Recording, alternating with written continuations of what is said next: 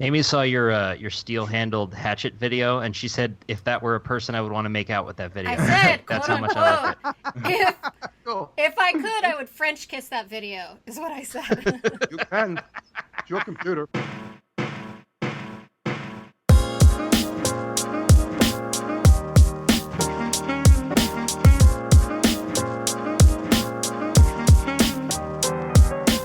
Welcome to Maker's Hustle, the podcast about turning your passion into a profession. This is episode 10 for Monday, September 12th, 2016. I'm your host, Bill Lavolsi, and here are my co-hosts, Amy Davis-Roth. Hey, Amy. Hey, guys. And Jeffrey Moore. Hi, Jeff. How's it going, everybody? And this week we have a special guest host, Jimmy DiResta. Say hi, Jimmy. Oh, hello, everybody. Thanks for having me, guys. It's wonderful to meet everybody. Round of applause, everybody, for Jimmy DiResta. Thank you very much. Who the hell is Jimmy DiResta? We'll get to that. I think that the reason that Jimmy's on this episode is just so Bill doesn't have to mention him. He can actually mention himself for Yes. once. That's right. I will. Bill. Sorry, Bill. I hate you. I want to take a moment to thank our top Patreon supporters, Scott Hahn, Jim Bashirs, Johnny Scari, and Eric Wright. This is Eric's first week supporting the show. Thank you so much, Eric. Thanks, Eric. Happy to have you on board, Say hello Eric. to Scott. If you want to support the show, please check us out at patreon.com/makershustle. Your donation means a lot, and it helps us out. So before we get into the topic, what's everybody working on this week? Jimmy, you're the guest. Why don't you go first? Excuse me. I just this morning posted the trestle table that I built. I built that for a client, so that's out and about. That was a little tedious of a build. I'm thankful that it's done and behind me, and that it's finished, and I'm happy with the results. And I sent to the client pictures, and she's overjoyed. She really likes it, and I'll deliver that on Monday. And I got back into my cannon build, which I'm really excited about. I'm making a little scale model of a cannon, and that's going well. So I'm real excited about that. And today was my first day back at school. I began my 23rd year as a teacher at the School of Visual Arts in New York. Very cool. And I can't believe I could say that and with a straight face and say 23 years has elapsed since I started school as a teacher. I graduated from that college, and now I'm teaching there. It seems like yesterday I started there. Quick question, Jimmy. Now, you said you're building a scaled model of a cannon. Is this actually going to work, or are you just making it? I as a hope so. model? I mean, I don't have any ships I want to knock down and take off the face of the earth, but I will fire it a couple times. But it was just a challenge because I have a giant chunk of brass that I bought in like a storage unit buyout. Like somebody was closing their storage unit, and it was like a fire sale. They were getting rid of everything. So I bought about $500 worth of stuff out of that, and one of them was this 50-inch, 3-inch diameter chunk of brass. It's a heavy, heavy, heavy piece of brass. And so I had that. When I first found it, I threw it in my truck. I was like, oh, I'll make a cannon out of that.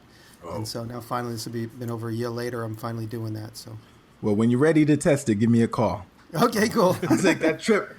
Yeah, and if you're looking for some targets, I have a list. Well, I'm joking when I say this, but I've said, I don't even remember where I said it.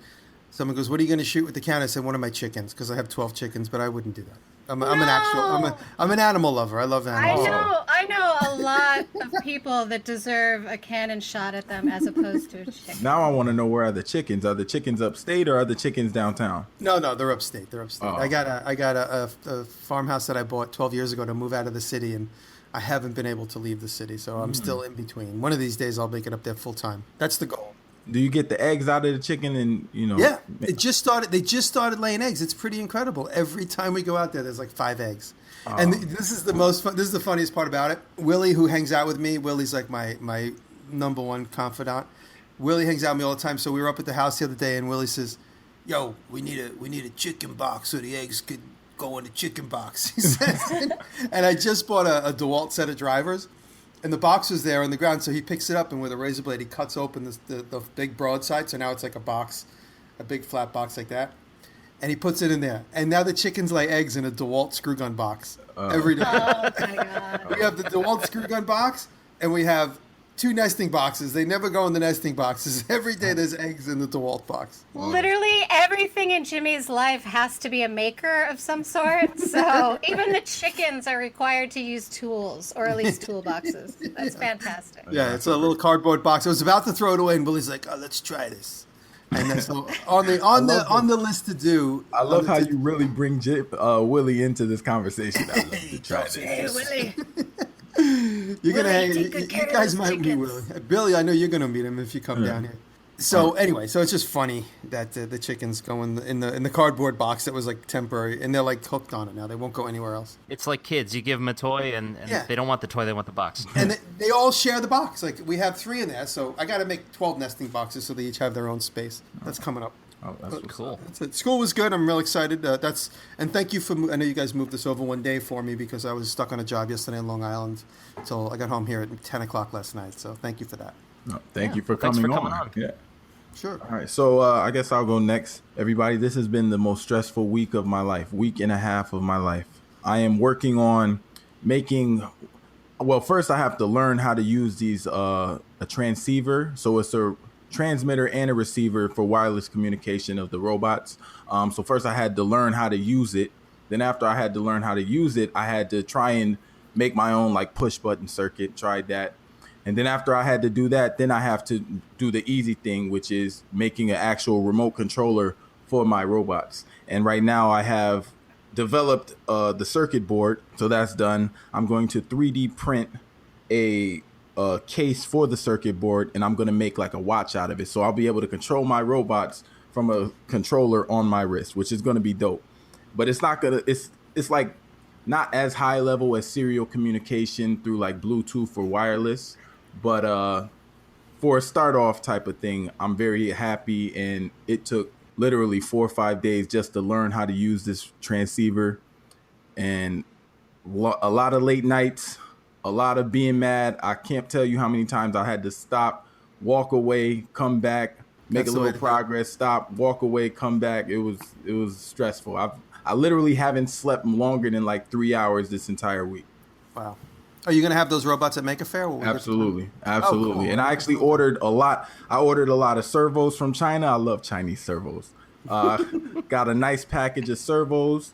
Got a whole bunch of electronic components so I can make, because I have to actually make 2 controllers for 2 different robots. So I got a lot of packages over the last couple days. So I'm real excited to get to work. But that was my week. Long week. It was a good week. You were talking about how that's not as high level as some other thing, and I lost you after you said your week was stressful. So Yeah, I didn't even know what half of those words were, so I'm just gonna assume. Well, that that's okay. It's like an Apple Watch and a robot listens to it. It's Amy- it's an Apple Watch from the Stone Age. Let's put it like that. All all right, Amy, tell me something I can understand. Okay, so I'm getting ready for the cell biology conference that I think I've mentioned a few times. Oh, That's crap. taking place. It's taking place in San Francisco the first week of December, and it's the first time that they've invited artists to come be part of this yearly convention for cell biology. So I'm doing a lot of research, and Eric Wright's wife happens to be a cellular biologist, and she's super awesome, Catherine. She sent me a bunch of really great resource material that has some high resolution images of cell mitosis, which is cells separating and splitting. And the final frame of cell mitosis looks like butterfly wings to me. So I just did this really cool illustration last night at like midnight where I took cell mitosis and I made it into a butterfly. So I did that, and then I've been doing a few other illustrations on mitochondria, what that looks like when it's really close up. I've been working on a lot of bacteria designs and turning those into necklaces, and then I'm making prints of quite a few of these illustrations, and I hope to bring some of them to Maker Faire, but I may not be able to because I think I'm going to have to travel really light in order to get there, but I'll for sure have them at Geek Girl Con and at the Cell Conference in San Francisco. So thanks, Catherine, if you're listening. You've been a great help. She's really shown me some gorgeous images of what cells look like under a microscope when they're splitting. Very cool. Wow. Nothing Heavy normal stuff. on this show. We got chickens hatching. Cells splitting up. Oh my goodness. We got remote control robots.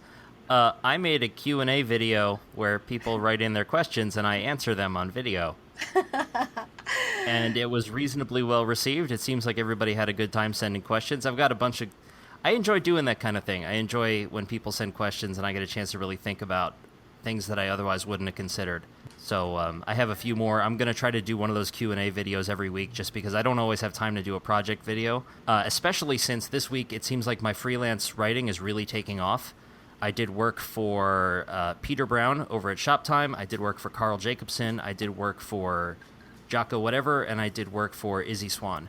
Awesome. So it's been a Cool. busy week. That's a lot of work. Yeah, That is. I showed my wife all the stuff that I had done this week and how much money was coming in, and she was like, "Oh, so this is a real job, Hey! like real." I said, "Yeah, it is." All right, all right. Let me ask you a question. Could you do videos on the client work and, record those and put those up on YouTube, or is that like a conflict of interest? No, I can do that. Jimmy does that all the time. I do that but, all the time. I mean, Like I cleared it up when because I do have that client job kind of going in the background. What are you doing, Bill? Are you going to build something for somebody? Yeah, I'm building one of the local high schools needs some props for their marching band, so cool. they're pretty much just boxes, but you can change the color on the front panel. And I'm thinking I'm going to have some sort of like pulley system with some cloth, so somebody will walk around the back of it and pull this thing, and a piece of cloth will go up the front, and then you can just tie it off. Ooh. But I'm doing that for them, so that way their marching band can do their field show or whatever it is. But because it's the school district, it took forever to get paid. Yeah. But I got it going, and it's what not going to that's take like. a ton of time. So, I mean, I'm not going to... Sometimes I watch the stuff that Jimmy does, and he's like, yeah, this took about a day and a half. And I'm going, okay. That's like a month. I'm looking at a month of work right there.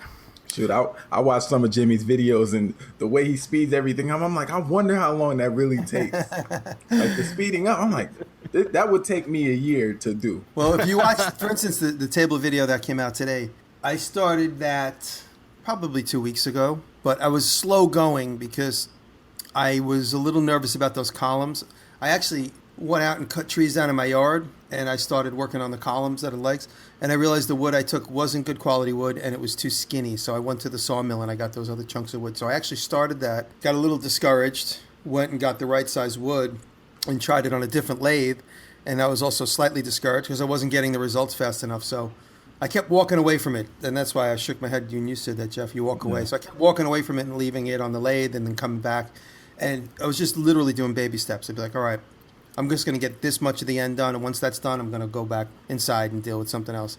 So that's go work on something less aggravating for a little while. So once I got those two columns to a point where I thought they looked good, and I was just a little... The client gave me a picture from a catalog, and she's like, can we make it look like this? And it looks like it. It's not exactly the same.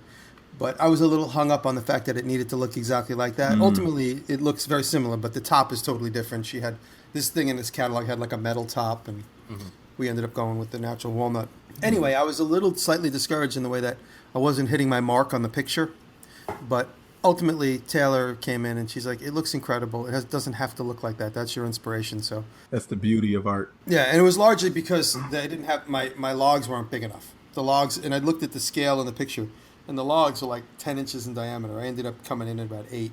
Hey Jimmy, how many cameras do you have going? And do you obviously start and stop when you come into the workshop? But how many cameras do you have going at one time? Usually 1, maybe 2. That's it. I mean, 2 is, and if I have 1 going, it's I move it around a lot, so it looks like a 2-camera shoot because I'm always picking up the camera and moving it. It's funny. I have there's a little voice inside my head that says, "You've been on that shot too long. You better move the camera." So I'll pick the camera up and I'll literally just put it in a different position while I'm working. How do you get those shots that are like looking down on your farmhouse? Is that with a drone or? Like, Oh yeah, that's a drone. Yeah.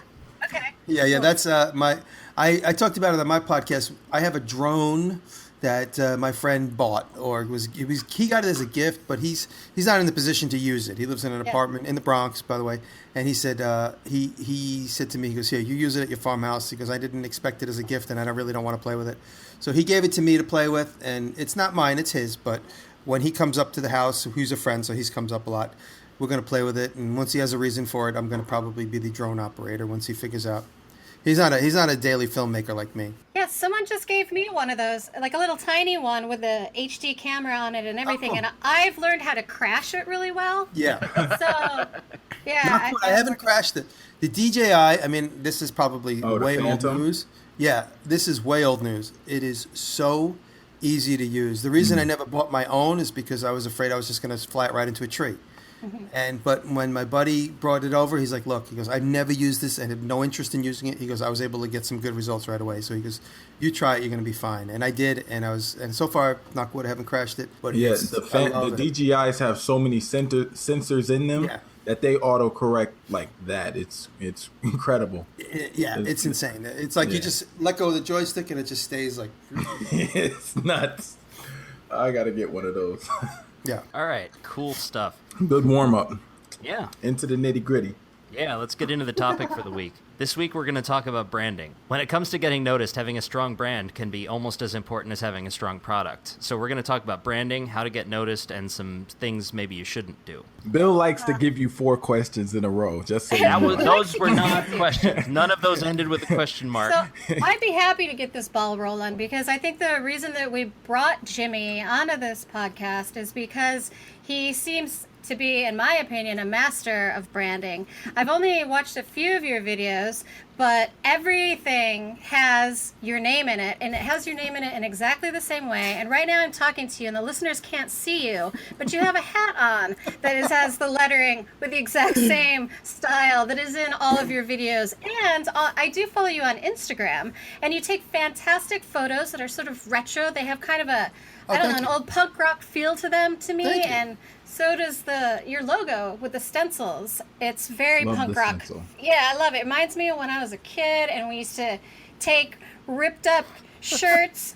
And now he's holding up his phone and it has the same logo on the screen. Everything has the same logo. Yeah. And we would take old shirts and spray paint words on them, and it's literally what your logo is. It's your name, DiResta, and it's in stencils. And can I ask you, what made you come up with that as your brand? Well, it's funny. Okay, so a lot of my fans know that I have this antique, an old pickup truck from the 80s. It's a Army pickup truck. It's an Army mail truck, to be specific, but it's basically a 1986 Chevy Silverado four-wheel drive, big heavy-duty truck. And I bought it from the county at a silent auction about 6 or 7 years ago. And I use that from time to time on the farm and just dragging stuff around, and Taylor uses it as like a local driver upstate.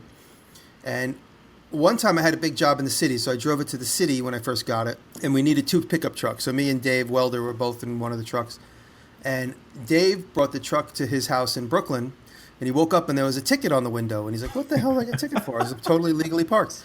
And it says commercial plate with no branding. You need branding. If you have a commercial plate, which this truck has, you have to have branding on the door. And so I didn't want to spray paint anything on the door, but I thought, you know what, if I make a stencil, the truck is all camouflaged green, but like matte. So it looks like it's really, it's not like a shiny car at all. And it's also fairly beat up. So I said, you know what, it's really authentic, so I didn't want to screw with that. So I said, I'll make a stencil, and I'll lightly spray it on the door. And when the truck was done upstate, I'll bring it upstate, and I'll literally scrub the paint off with a steel wool pad. And that's exactly what I ultimately did. So I ended up making a stencil that says DiResta Unlimited in that font. And I used the Army font because it was an Army truck. I wanted it to look I didn't want it to look like, Jeff, you can identify. You see these delivery trucks in the city, and they literally just magic marker on the name because they got a ticket for not having branding on their car. And so they have no artistic ability, so they just literally get a magic marker. The lettering has to be 2 inches. There's all these stupid specifics. Yeah. So New York State is ridiculous. It's crazy. So I made the stencil to spray on the door of my car. And fast forward to a couple of years later, we ended up doing the TV show Dirty Money with Discovery Channel. And then I started taking photos. At the same time, I got Instagram just around that time. I got Twitter just around that time. And I still hadn't really turned back into my YouTube. I had YouTube just for some silly things, nothing that I was doing ongoing. And so in the TV show, I started putting up pictures on Instagram and tweeting pictures, and I wanted to make sure that my name was associated with everything. So I started using that same stencil that I used on the side of the truck that was laying around the workshop. So that's where the very first stencil came from. It was in that it was a block of type. It said DiResta Unlimited. It had my address, East Durham, New York, which is upstate, and the zip code. And so I just cut out the word DiResta, and I just used that stencil on a lot of the branding that I was putting out for the TV show. I was like, hey, look at this thing we made for the TV show. Go watch the TV show. And I made sure my name was always in the corner. And I used that stencil that I made for the door of the car. And that's where I got to where I am now with that stencil. I just kept using it on every image that I put out there. Now, have you made all of your stencils? Obviously, you make a lot of things, but all the stencils that you have, you made, or at this point, are you ordering stencils and you ordering stuff? Well, that's a good question. I started making them. Well, I made the first few. I made for the first 2 years. I just used that one on the door, and it's got about a 1/4 inch of paint on it now because it's just caked up. And then I got my CNC machine and I started cutting them out of styrene plastic. And I started making those, and people wanted them, so I started dropping them into an envelope and mailing them to people. And I said, just send me a self-addressed stamped envelope, I'll mail you one back. And I didn't charge anybody for them. And then as time went on, I kept putting them on I kept spraying my stencil on everything because some of my content early on started getting taken. Well, let's see, I'll transition from, we did the TV show, then I realized the show wasn't coming back, and my girlfriend said to me, TV's dying anyway, why don't you just go to YouTube? And you'll always be on YouTube, and if anybody in the TV business wants to get you back, they'll just find you through YouTube. And this way you could just keep developing your fan base. And I was like, that's a great idea. And that's really what got me on YouTube.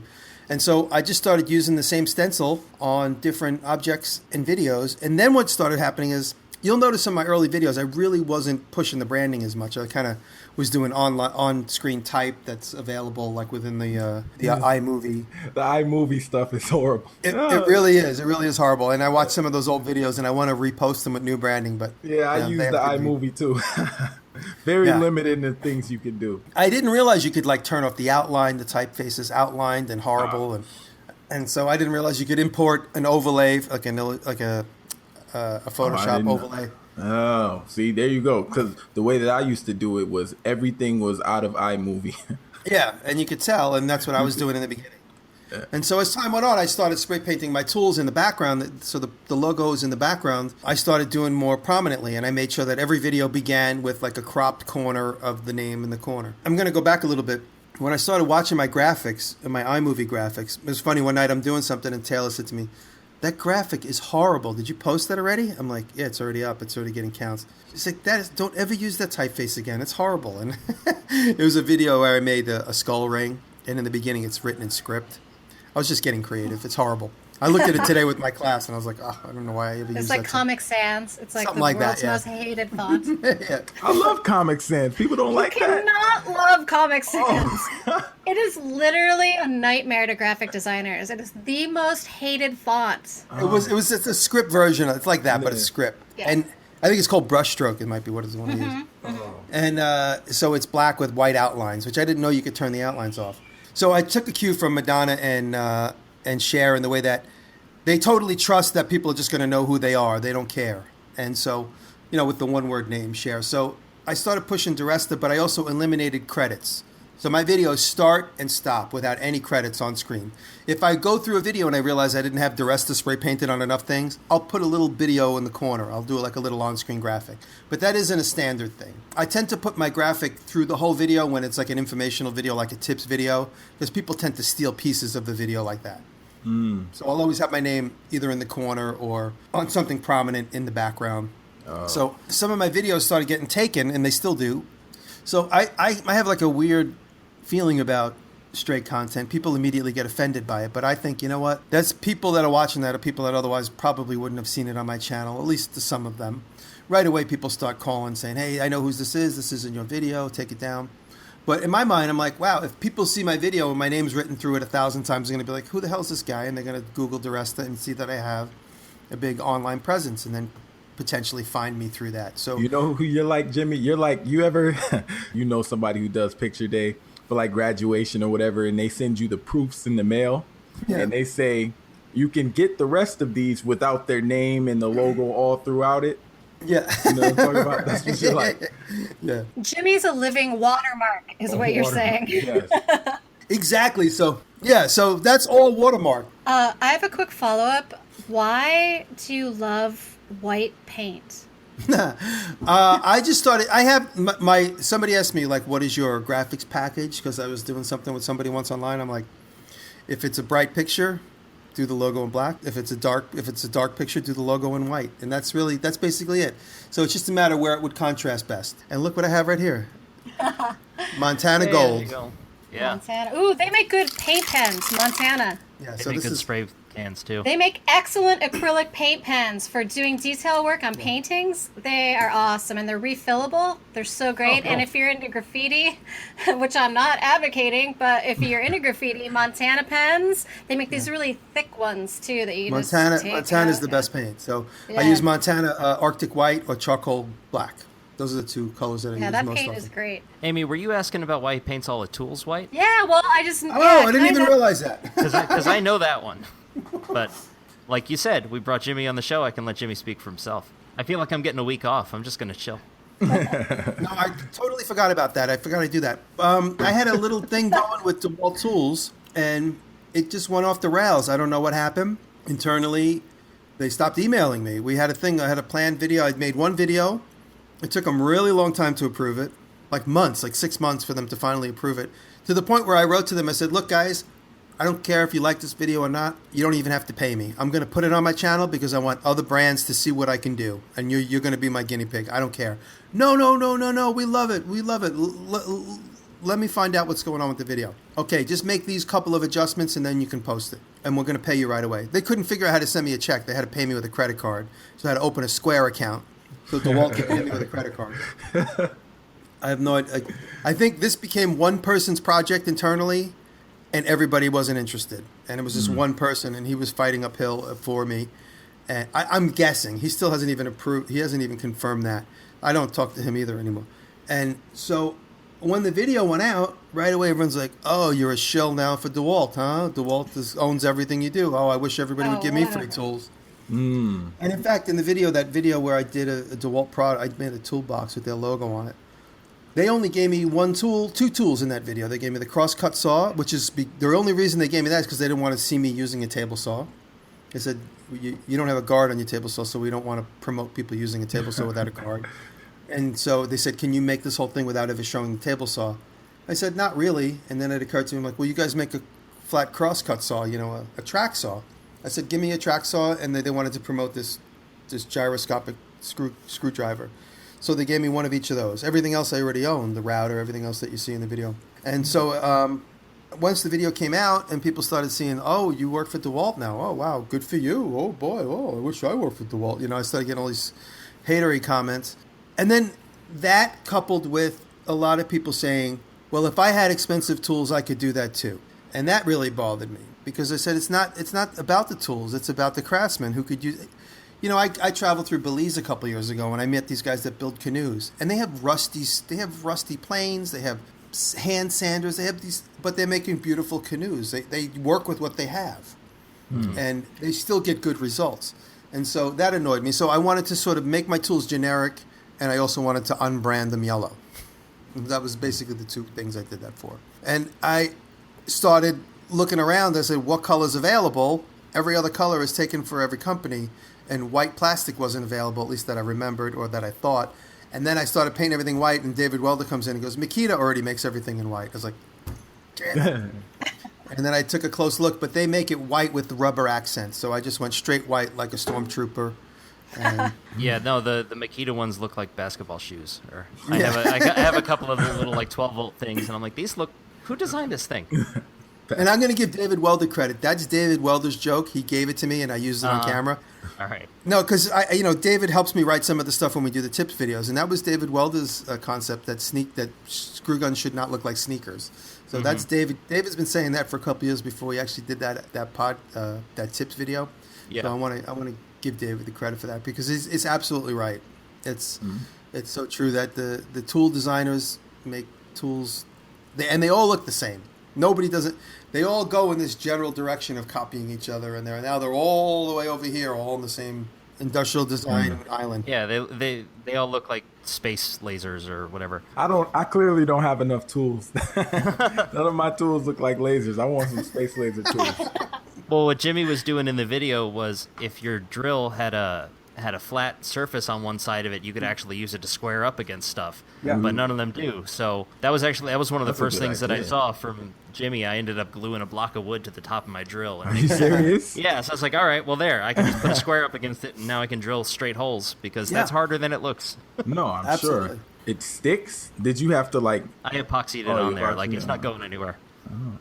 First of all, I'd like to say that all my tools look like Darth Vader. Second, I'd like to say that I really appreciate you talking about the people that make the canoes with very few tools. Yeah. Something that my husband tells me all the time is you have all the tools that you need, just look around, which is so true. And it's one of the really important things I think about being creative and being an artist is learning to work with what you have. Yeah. You really don't need the fanciest stuff. I don't buy the fanciest paints. I don't have a super high-tech drawing tablet. I have an iPad, but I can still get the same results because I learn so much about things and I learn how to make the best with what I have. Yeah. I think that's a great message to send. So thanks for that. Great. So a lot of my tools are used, and that's primarily because I like older tools because There's a couple of reasons I talked about. I also like the texture. When I look at my whole body of videos, I like the texture of the old tools that I use because I wanted my videos to kind of be a little bit different. Like, I love Matthias Wandel. I love him, and he's been one of my biggest inspirations, and I've told him that. But when you watch his videos, it's like watching like a brand new blank piece of white paper with an object on it, and that has a brand onto itself. Mine is the opposite of that. I don't know if you know Matthias, but I know Bill would know Matthias. Yeah, his videos are his workshop is like spotless. Everything is very clean. Oh, really? There's absolutely nothing hanging on the wall. It's all just white. Right. Just white. Wow. Really? I need to check this guy out. And mine is the absolute opposite. But that's my life, my chaos that surrounds me as far as my objects, my stuff, the things I collect. I'm like, oh, that looks cool. That'll be a product. Let me grab it and I drag it throw it against the wall, and I don't touch it again for another 10 months.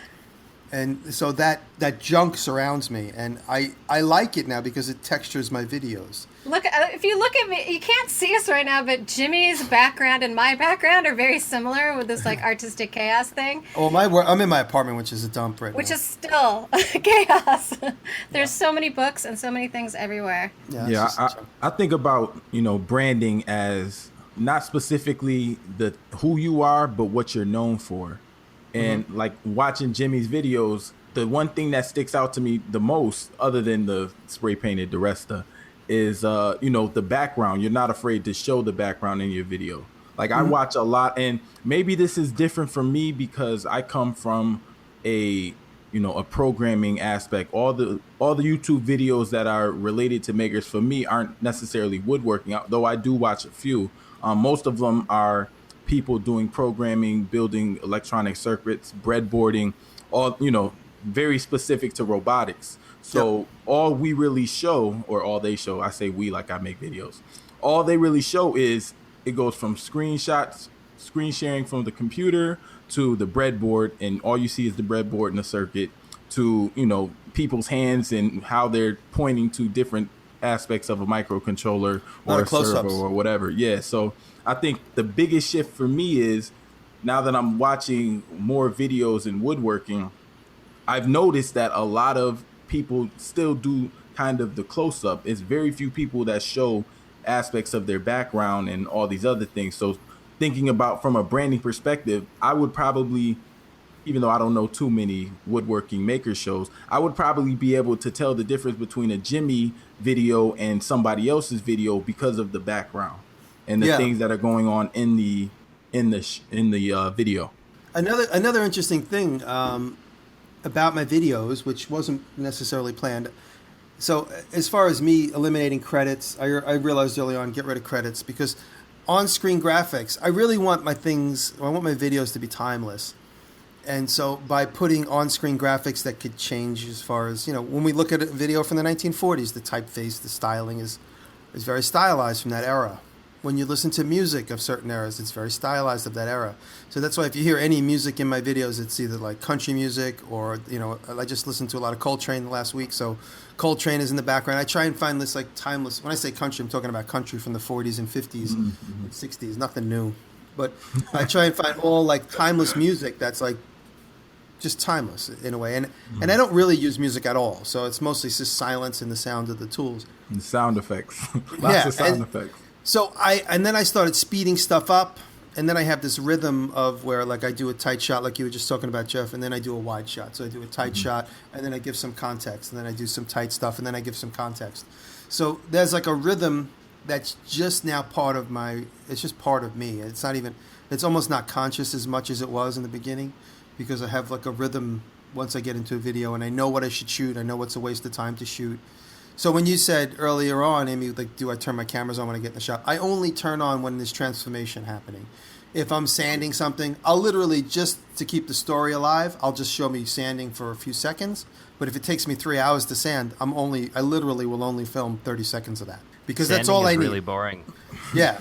And then the lathe work, I jumped through time a lot on the lathe work on this most recent video, because it's just so boring. So I wanted to just show some uptight stuff, some of the real struggles, and a couple of slow-mo shots, a couple of funny things where I'm hatcheting a big knot that's stuck on the wood. I thought I'm doing that. I'm hatcheting, and I'm like, oh, wow, I'm not filming this. Why am I not filming this? Because it's like a different transformation.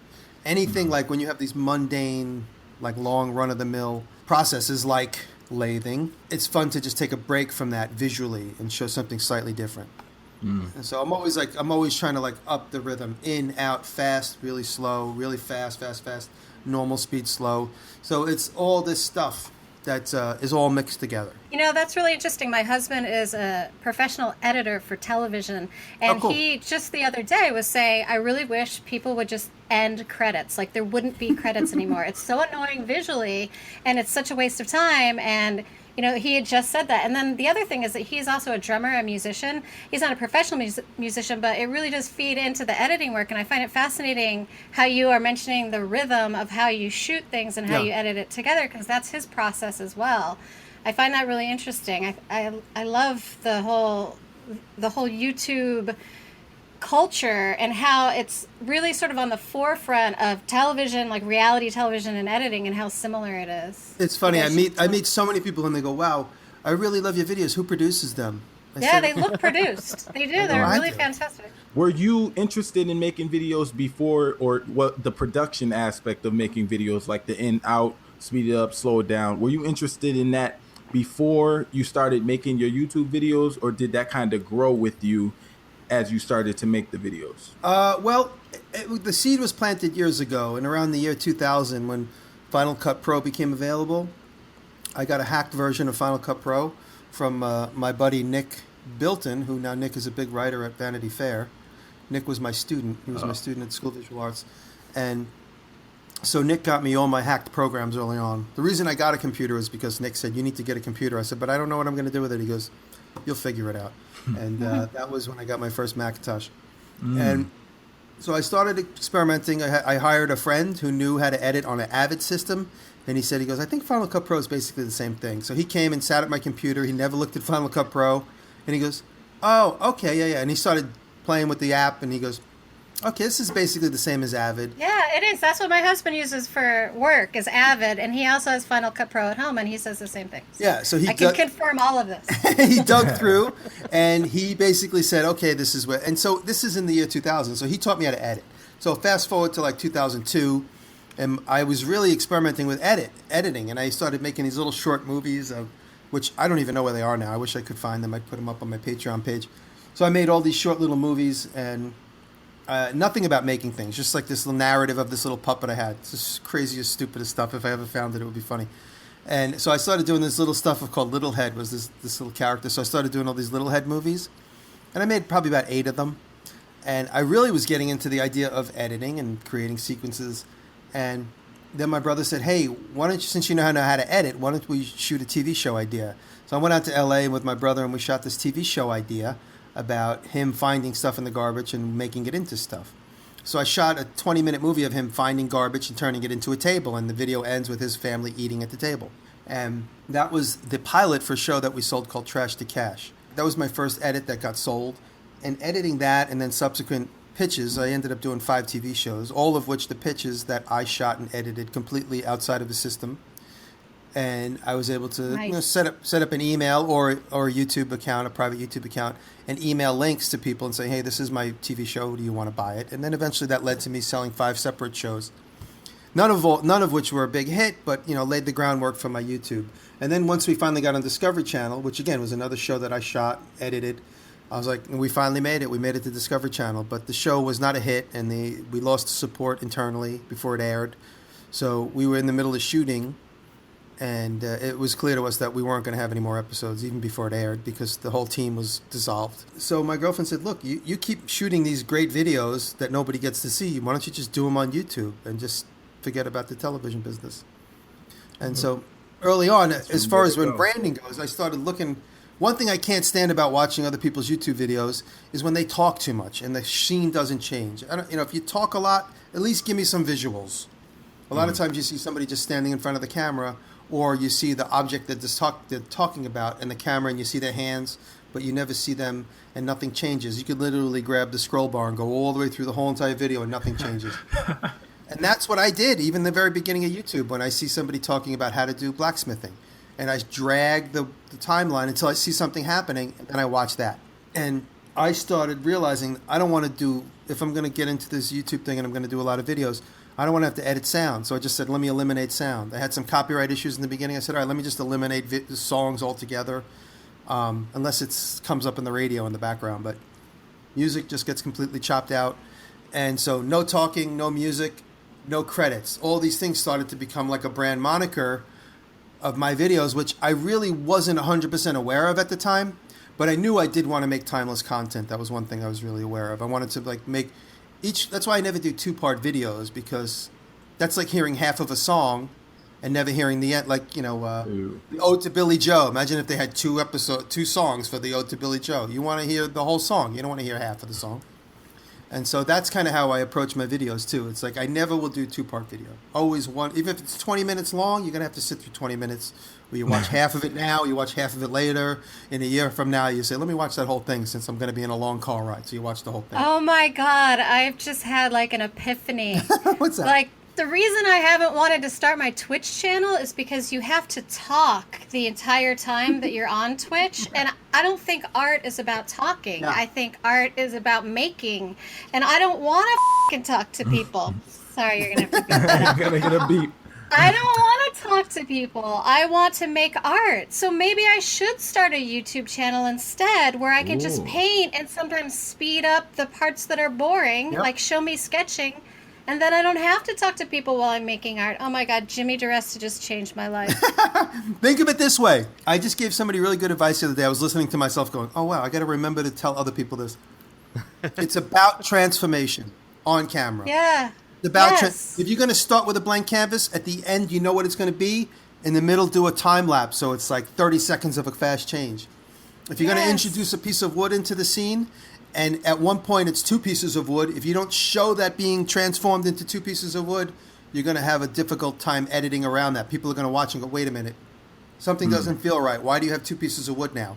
Even if that 1 split second of the saw going is literally a fraction of a second, like 0.8 of a second.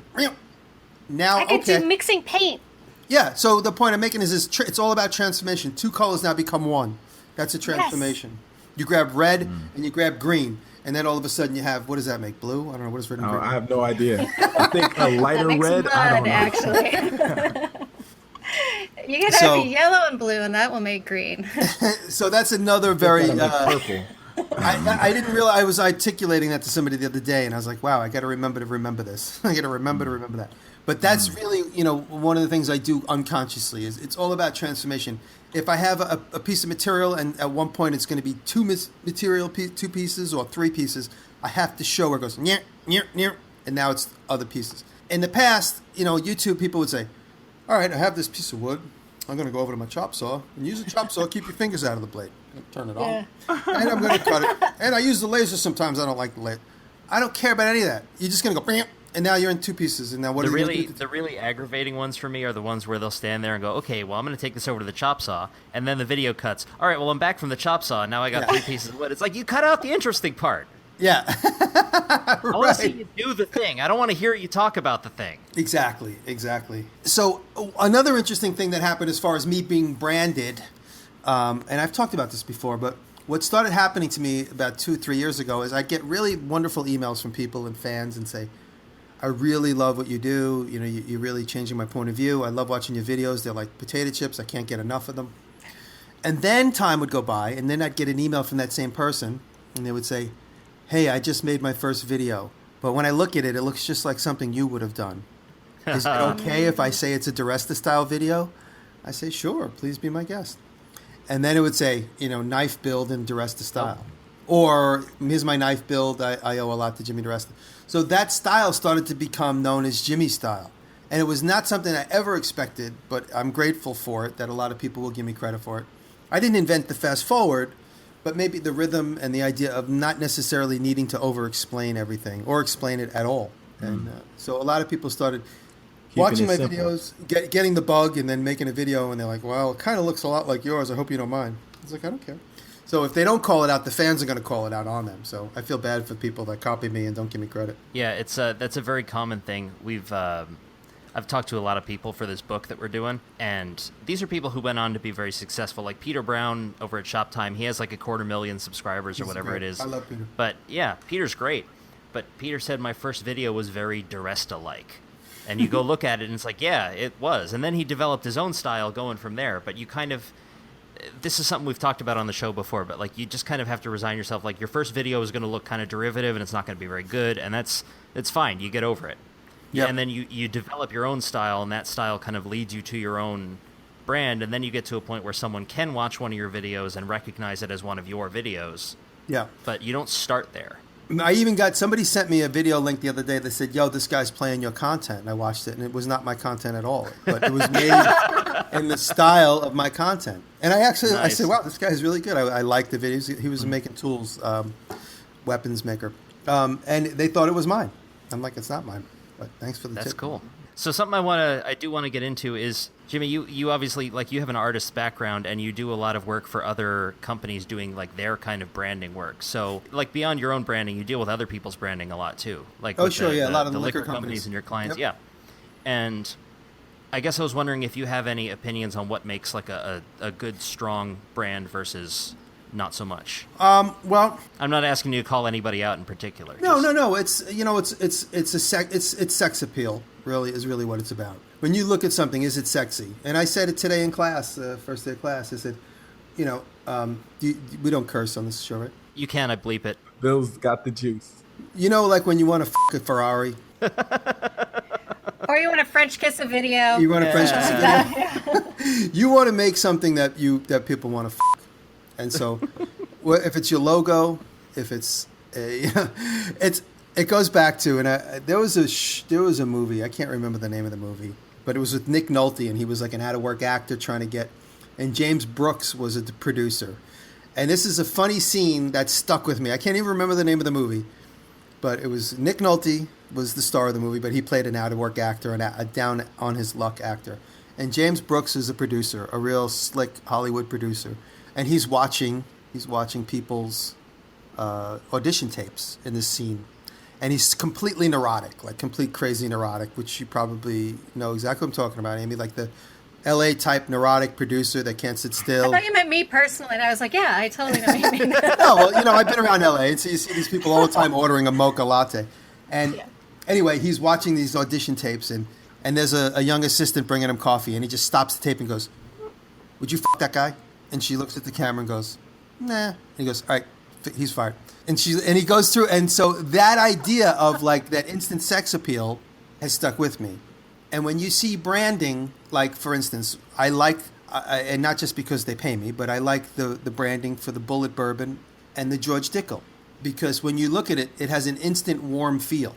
That compared to some of the earlier branding for both of them, it just wasn't as good. So they're on the mark now. And I'm no graphic design expert. I just go with what feels good. Mm-hmm. And when you're going through the store and you're looking through the tool section and you see that one, there's like a brand that just feels right. And you see someone trying to get that right feel and they're off mark a little bit. And you'll be like, not really. I don't know. And you don't know why. It just doesn't feel right. It's just a gut instinct. And so, and it's just the right, it's just like when you try and, make a girl like you. It's like the right combination of things said in the right combination of sincere ways and the right vocabulary. Then all of a sudden you're like, we're in. We're all on the same page. And it's like that with graphics. And it's like that with your brand and, your logo that's going to be. I'll talk about Bob's branding. Bob, my podcast mate, Bob Claggett. When Bob first emailed me and I started seeing his branding on his YouTube page and stuff, I thought Bob was a big entity because I just started working with Make Magazine, and then I got this sort of like Make Magazine, and then I like to make stuff, and I'm thinking to myself, oh wow, this is like another version of Make Magazine, whoever this guy is, and I thought Bob worked for I Like to Make Stuff, and I thought I Like to Make Stuff was a giant company. And then I go to his YouTube channel, and he's got like 1,000 subscribers. I'm like, oh wait, this is just the guy that has a really cool logo. But I was fooled in the beginning that he was a much bigger entity than he was at the time. And now Bob is fat. Bob's going to be, huge. He's already on his way. He's already there. But his branding was done right on point, for what he does and what his message is. And so when I saw his branding, the colors, the consistency, the spacing, and that Emmy does, it just struck a chord with me. Like, oh, this guy's got it going on. And but when I got to know him, He was just starting, but he was a good graphic designer, and he understood branding because that was part of his business prior to that. And so and then branding can be anything if you get enough impressions too. That's another thing. I always tell my students there's 2 ways you can become famous. 2 ways, and anybody could do this. You could pick a logo, as horrible as it may be, and just impress it millions of times on the street and paste ups. Andre the Giant's got a skate crew. Now he's a multi-million-dollar artist. He put up wheat paste for years until now. It's that if you have one of those original wheat pastes, they'd be like, "Oh my God, we got original wheat paste." Or make something out of a lot of little things. You want to become the hometown hero? Collect 1,000 cans and make a car out of cans. Collect a bunch of pencils and make a chair out of pencils, and you'll get in your local paper. You want to collect 1 million dead light bulbs and make a castle out of it. Make anything big out of a bunch of little things out of the same, and you become instantly immortalized in an article somewhere, if not famous forever. Really quickly, Andre the Giant was a wrestler, and the artist that got famous for Obey and all of that, and for the images was Shepard Fairey. That's right. I'm wearing his shirt right now. Oh, there you go. I love his graphics and his artwork. I got to see one of his shows here in New York, and it's just beautiful stuff. I really like his composition, his tonality. I love it. So that's part of my philosophy, is that if I impress my name enough, it'll start to mean something, and it's starting to mean something, which I'm not taking that for granted. So yeah, this has been a really cool discussion. So let's do our recommendations real quick, and then we are going to call it good for this week. So since we're talking about branding, I'm going first this week. Get over it. My recommendation for the week is a guy named Tony Rouleau. You can find him on Instagram. It's Hillview Wood and Metal. He's really well known because what he does is he makes CNC machine branding irons. So when you do have a brand established, he will take your logo and he will cut it out of a chunk of steel, and then you heat it up with a torch, and you can actually brand yourself. And it works on leather or wood or just whatever. I mean, I'm sure you could also stick it in a press and press it into something, and that would work too. But he's also going to be at New York Maker Faire. He's a really great guy. So Tony Rouleau, I'll have a link to his stuff. Check him out. When you said you can also brand yourself, in my mind, I'm thinking somebody might tattoo themselves. Pat Lapp got one of Tony's branding irons and made a video where he faked branding himself on the forehead. So I'll have a link to that too. Oh, boy. That's great. Oh, boy. So my recommendation this week, because I didn't have a chance to do my lists, is a list. I found a list of top 5 tips on branding yourself, and we'll put a link to that in our show notes. And I also had one other recommendation, because in the last couple of weeks I've been talking a lot about crackle glazes and how gorgeous they are, and how they're made out of glass, and how the glass cools and it constricts and it makes these beautiful effects. Well, I have found a really gorgeous glass artist, a couple, husband and wife, Paul DeSoma and Marcia Blaker, and they make really beautiful glass art based on waves, based on ocean waves. And so we'll have a link to that as well. It's not crackle glass, but it has a very similar look to it, and it's absolutely gorgeous. So we'll link to that too. Cool. All right. So my recommendation, like I told you guys, I'm working on wireless communication. And there's a lot of different ways to make, whatever it is, whether it's an RC car, whether it's a robot, whether it's a drone, whatever. It's a lot of different things out there for you to make your robot or platform wireless. The one that I'm actually using and the one that I've been working with all week is, it's like I said, it's a radio transceiver. And a guy named Kevin Dura, he made a how to work with the NRF 24L01 video on YouTube. The what? And it's a lot. Just go to it. I'll send you the link. Okay. The link will be in the description. But it's a great video. It's a little bit long. My attention span isn't 40 minutes long, but it's very in-depth, and he talks a lot about it, how to integrate it into your project.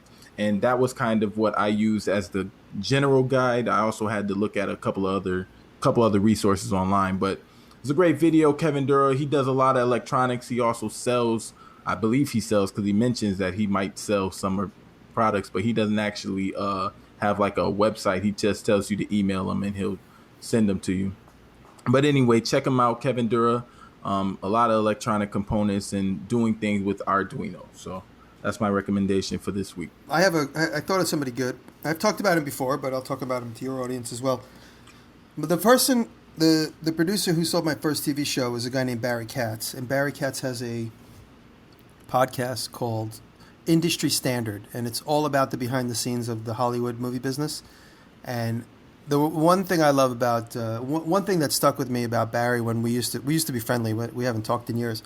We just lost touch because he did one thing and we did something else. But Barry always says, "Make it undeniable," and I think that's a real important thing for branding and pertaining to what we're doing. People always say to me, "Do you ever sleep?" And part of it is my anxious OCD, and that I feel like I have to keep producing and making stuff because I'll see somebody else do something really cool, and I'm like, I got to get on that idea. And then I jump out there. And an example this week is I've been wanting to make this horn, this horn of like an iPhone sticks into this antique radio horn.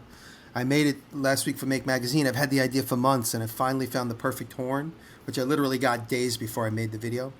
And then the very next day, Daniel from Switch and Lever puts out a video, which obviously took him weeks to make on the same topic. So it's like this obsessive need to just keep making things and trying to like get to the finish line. But Barry always says, make it undeniable. And you really got to be honest with yourself if you're making content that is undeniable and if what you're doing is undeniable. Make it undeniable and you will not be denied. That's what Barry Katz says. Industry Standard podcast. Very nice. Very nice. We got a lot of quotables today. Bill, I want to apologize because I feel like a lot of the stuff that we heard in this podcast is probably going to be in the book. So we're kind of giving people a sneak preview. That's fine. If it gets them excited about the book, then I don't care. Oh, yeah. No, everybody, I say the same stuff over and over again. A big mouth. All right. So I think that's it for this week. Where can everybody find you? Just real quick. Jimmy? JimmyDiResta.com and Google. You can find Amy at surly-amy on Twitter or at surly-ramics.com. You can find Jeff at more_4 on Twitter and Instagram, or at more4 with the F being the number 4 on Facebook.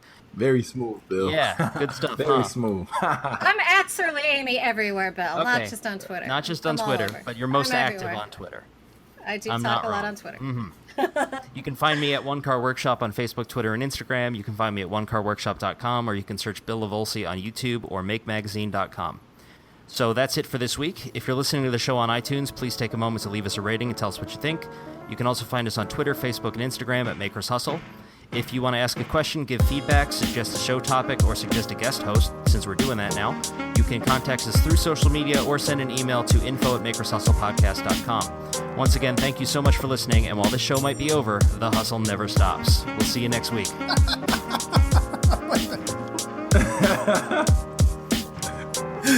Very smooth. Excellent. That was great. I love that. Cool.